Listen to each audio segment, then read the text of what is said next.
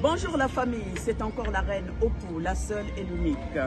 Aujourd'hui, la vidéo que je fais aujourd'hui, c'est de vous faire découvrir les similitudes géographiques et culturelles qui existent entre Cuba et Congo.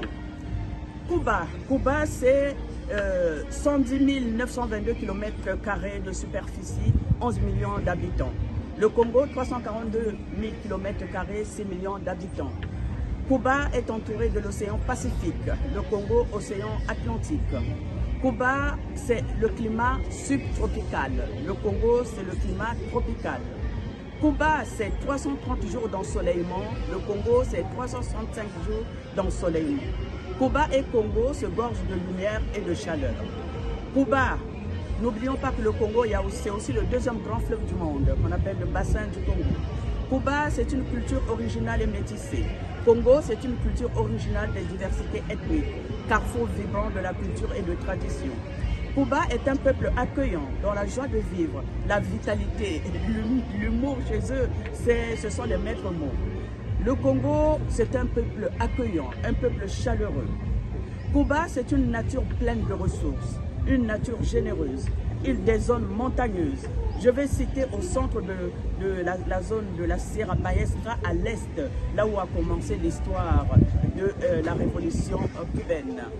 Le Congo, c'est le mont Nambemba, environ 1020 mètres d'altitude au nord-ouest du pays, à Souanké. Nous allons parler de l'écologie et de l'environnement, de la biodiversité qui fait le monde. Le Congo et Cuba, c'est une grande diversité d'oiseaux. En ce qui concerne la faune et la flore, Cuba, l'arbre national de Cuba, c'est le palmier. On en trouve 70 millions de 80 espèces différentes. Cuba, la flore indigène est préservée. Au Congo, c'est 75% de forêt.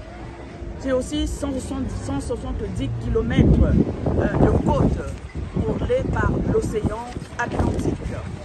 Nous allons arriver à la tradition musicale.